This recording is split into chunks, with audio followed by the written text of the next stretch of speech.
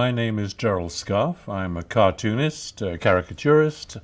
I make films, I'm an animator, I design for the theatre, costumes, backgrounds. Pretty much jack of all trades. We artists have to get work wherever we can. Well, I was born in 1936, and so I was an asthmatic child from the very beginning, which meant that I was bedridden, spent a lot of time in hospital. And my only way of entertaining myself and of having something to do during the day was to draw. I read, of course. I made little toy theatres, little kind of models and so forth, puppets. All of the stuff I was doing in later life, I was doing in that sick bed originally. And drawing just became my way of expressing myself, I think, and it still is today. And a lot of that expression is to get the fears out of myself, things that I feared in those days, like witches. I would draw a witch and it would kind of make me feel better about it. Now, if I feel bad about Trump, I draw Trump. And out it comes, it's out there. So it's my way of expressing the world to myself, really, still. My father was in banking, and he wanted me to go into that. There was no history of art in the family. Luckily, I avoided going into a bank. Can't imagine anything worse. It's the other end of the spectrum to me. And so the first job I had was in a commercial art studio where I had to draw items for catalogues, items for sale.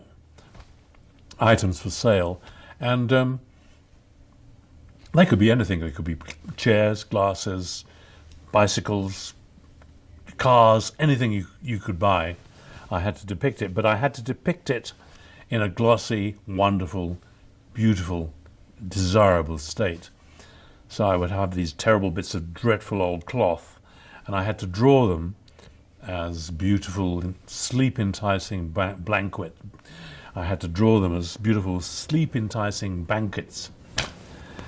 So I took these little bits of terrible cloth and I drew them as beautiful, sleep-enticing blankets.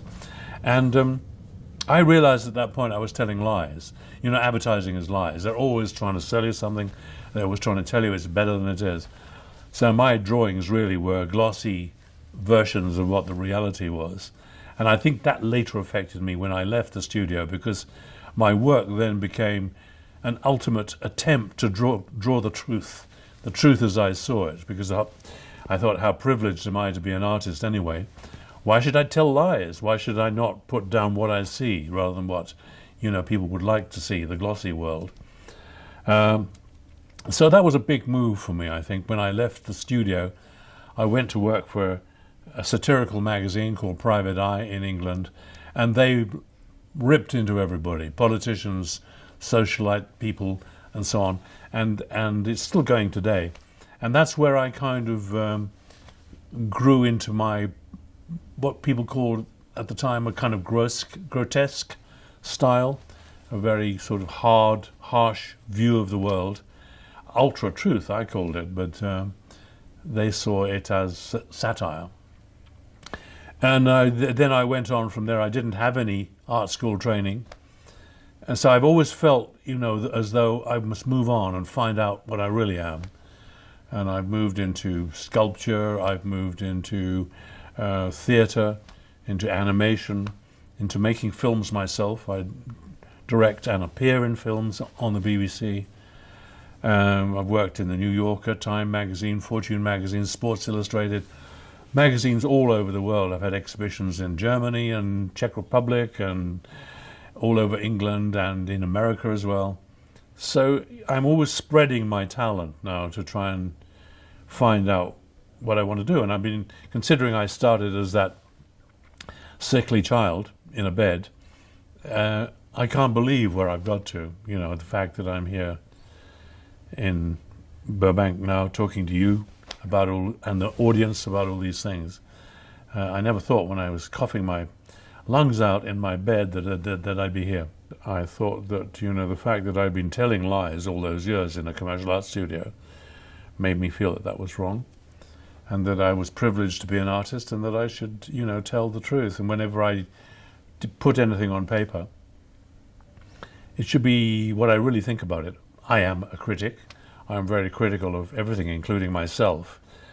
And I put that down. As a cartoonist, of course, as a political cartoonist, my job is to criticize those idiots who put themselves in power and think that they know what we should all be doing. That's part of my drawing. It's part of my duty. And in England, we have great freedom of speech there. Quite often I can work in a newspaper which is giving one point of view, and I can give entirely the opposite point of view. This is very healthy, really.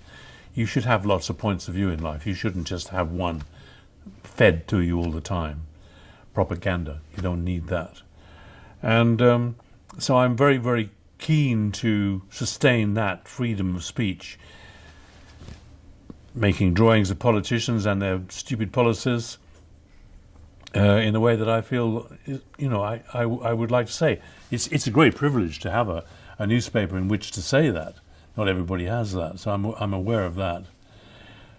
The other side of the coin is, unfortunately, that a lot of these stupid politicians, they love being drawn. They love having arrived. When they see a cartoon of themselves, they think, wow, that's me. I'm great, And you have to be recognizable to be caricatured. And you have to, be someone of note. And they think, and a lot of them asked, can they buy it or can they have it? So, I think that's just part of their stupidity, though. I am unschooled. I didn't ever go to an art school. I went to an art school. Well, let's say I went to an art school briefly, but for a very short time. It's fair to say, really, I'm pretty unschooled in art. I found my own way. I found out, a way of saying what I want to say through my style. People say, how do you get your style? Well, your style kind of arrives. I always liken it to handwriting, Your handwriting arrives when you're young. You try and do a cool signature or something. You try and manufacture your handwriting. But in actual fact, as the years pass, your handwriting is what it is, a sort of sum of all the things you've learnt and so forth. And drawings like that. But I very much feel all the time that I'm late. I missed, like 16 years of my life when I could have been doing something useful. I then went into this commercial art studio, which I didn't like, and wasted another 6 or 7 years of my life. The only thing this commercial art studio did teach me to do was to draw things faithfully. I could draw your camera, I could draw that chair, I could draw a bicycle, I can draw a car, I can draw anything pretty faithfully. Of course, my caricature distorts all that and pulls it apart. That's another matter. But I did learn how to do basic drawing. I didn't do it through an art school. But yes, of course, I can't help but think, had I gone to art school, would I be a painter now? What would I be now? I can't help thinking that. And of course, I'll never know. A lot of people who hear me say that say, don't worry, you've avoided all those traps and cliches and so forth, because in an art school, you can fall into a kind of a look of that particular group. There's a great deal of eclecticism, people copying one another and so forth. So you can become a sort of group artist almost. I didn't have any of that, and I just found my own way. So maybe I was lucky, but it didn't feel like that at the time, because I, as we were saying, feel I'm late and that I should catch up somewhere. But in order to do that, I've moved into theatre and animation and all the things we've talked about to kind of spread my talent. But who knows? A great friend of mine, David Hockney, he's just sold a painting for $90 million. I'm not doing that, so maybe I took the wrong route. I, as an artist, have this, what I call Pygmalion thing. Pygmalion was a Greek myth about a sculptor who built this sculpture of a beautiful woman. And of course, when he created her, he wanted her to come to life. I can't remember the end of the story, whether he did or not. He probably did, and it ended badly, but I can't remember. But the concept is that I also want to bring my work to life. When I make a drawing, it's a two-dimensional drawing. It tricks the eye that there is rotundity and distance and all. It's not, it's flat, but the lines and the painting tries to trick you to think it is three-dimensional. So from that I began to move into sculpture, which is three-dimensional, and not only demands that you look at the creation you made from one point of view, but you look at it from many points of view, and it has to look right from all of those points of view. The other thing, as we know, I've done is animation. That gives life to characters that I invent and move around. And yet another way is theatre. I can dress people up in my costumes and put them into my environment, paint the whole stage, really. It's my little world there. So it's always an effort, I think, to give things life rather than bring them to life, give them kind of movement and a feeling of reality. I mean, I would have loved to have done what Walt did, had a scarf world, where you went to this place and you saw all these creations walking around and you went on rides where things happened. I would love to have done that, but it's not going to happen. We had a very famous TV program called Yes Minister in England, and they needed a title sequence and they didn't have much money. So I drew it under rostrum camera. The camera is up above. I would draw one line, take my hand out, click, click, 2 frames, hand in, continue the line, click, click, 2 more. And so when you ran the movie, obviously, the whole drawing appeared to be drawing itself in front of you. That was really my first animation, and that is still around because Yes Minister is a brilliant script and deals with the sort of political situation in Britain and other parts of the world. And I get demands from Hong Kong and all over the world for people just to have drawings from that. The next move was the BBC. I did some animation for BBC films I was working on and in, and they sent me to Burbank here to work on a system called the de Joux system. And I said, what is the de Joux system? And they said, it's a system where they fill in the drawings in between. You draw the master drawings, so if the arm is going from there to there, you draw that, and you draw that, the two, and the machine will... I thought, this doesn't sound possible. And when I got here, it wasn't possible. All they were talking about, really, between the two master drawings, was the dissolve, a mix, throw from one drawing to another. However, Jane, my wife, and I were here, and we'd come all this way, and the BBC had paid for us. So we thought, let's try and make something of it anyway. So I set about drawing on 70mm film, which is about that size, 3 inches by 2 inches, drawing with a grease pencil directly onto the film. And I drew everything I could think of America at that time, about America. Statue of Liberty, Black Power, it was then, Moon Landing, Playboy magazine, Mickey Mouse, Donald Duck, ice creams, And I had it all like a stream of consciousness mixing into one another. So you would have an ice cream that turned into a rocket that went to the moon, and then that would turn into something else, and then you get the guy in space with the real soundtrack of the astronauts talking. Took it back and put a really great soundtrack on it with Frank Sinatra and Neil Simon and John Wayne saying how great the country was and all that. It was all kind of gung-ho stuff. And that I drew every drawing myself. And Jane, my wife, painted. In those days, you turned the film over. On the glossy side, you applied paint. So on my side, you got the greasy pencil, which was pretty crude and broad. On the back, Jane, who says she never got credit for this, painted that all the kind of, she has now got credit,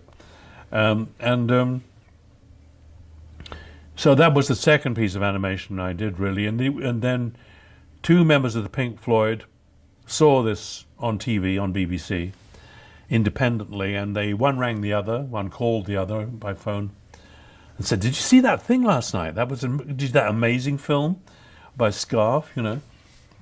I said, And Roger said, we got to have this guy work with us. He's fucking mad, And that was my introduction to Pink Floyd. And I went and met the guys, and they, gave me all their albums, and we talked. And I went then to see their show, which I think was either Wish You Were Here or Dark Side of the Moon. But I remember thinking, when I was sitting in the theatre, how theatrical it was. I was sitting, I remember, in the stalls, and then this plane went over my head, and poof, exploded on the stage. And of course, you're focused in the theatre ahead. You don't expect stuff coming from there. So there's another three-dimensional element to it all. And I thought, well, these are the guys, I'd love to work with them, and because they're inventive, they're very, very popular. And I can't say I was a fan of Pink Floyd at that time. I knew of them. I didn't dislike them, but I just didn't follow them. And then eventually I did a lot of stuff for Wish You Were Here.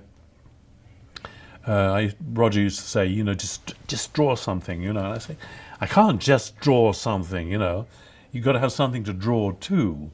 You've got to have a soundtrack to draw to, or you've got to have a voice, you've got a voice. So how can you do lip sync if there's no lips move, Anyway, he didn't get it.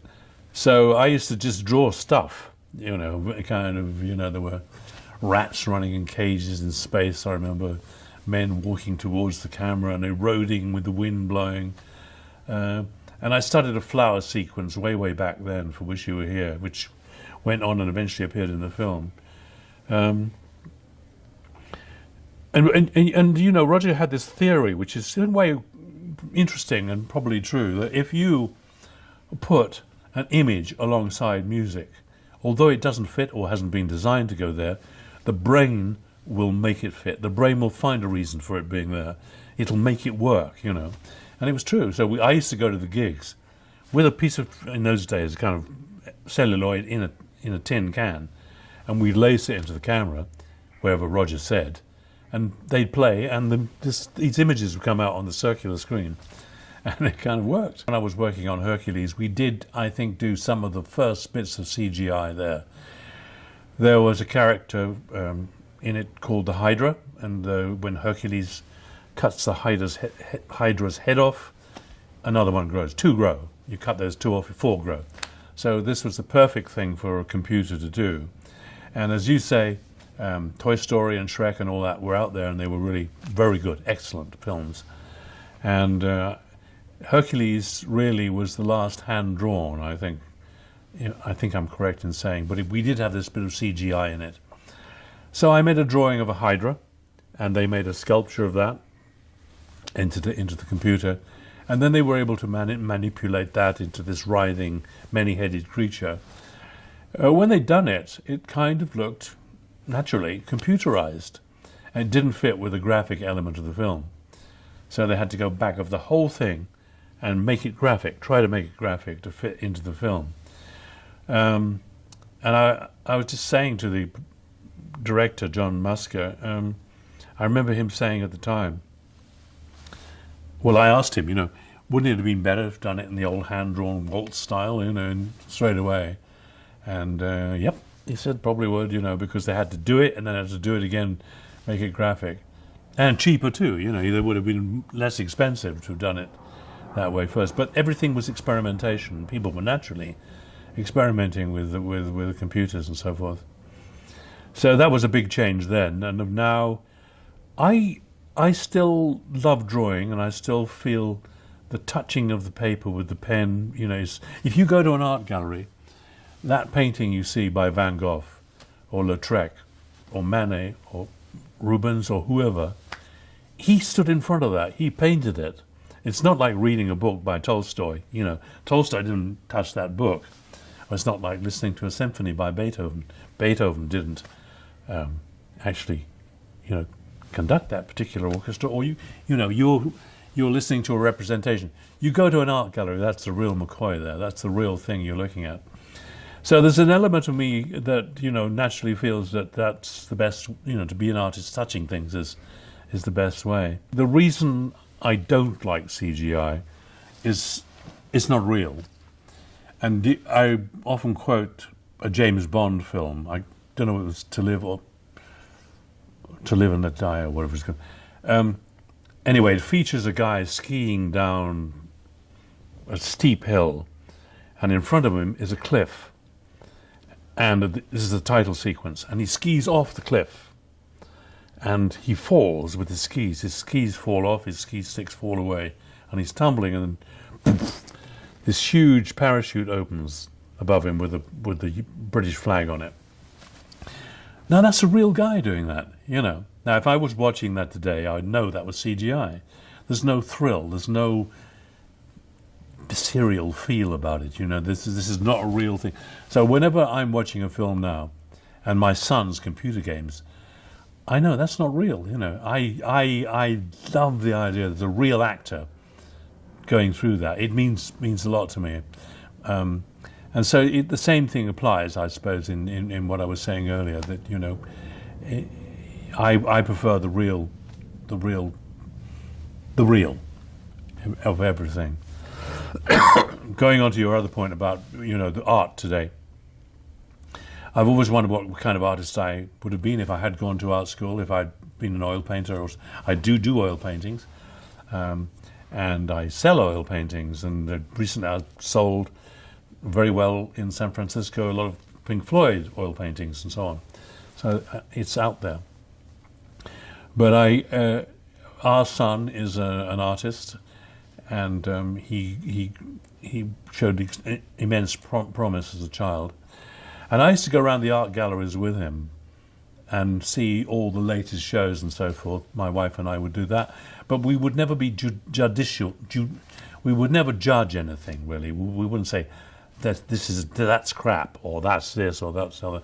Try not to give him a preconceived idea of what my idea of art would be, because art is ever moving, and all of the stuff that, you know, we have the whole history of art where, you know, Van Gogh was way out there. People just didn't understand what he was doing. Now he's on tea towels, postcards, calendars, you know, everywhere. He's totally understandable. So one can assume that if the same thing applies now, as art moves, you know, we're going into an area which one day will be understandable. I'm not convinced of that. I'm not a fan of concept art. We have in London where we live, we have the Tate Gallery, and we have various exhibitions there. There was one I remember by some guy, Mark something, who his concept was the lights going on and off. It was just a room, I think, with the lights going on and off. I mean, of course, it all started with the urinal, with that R. Mutt, who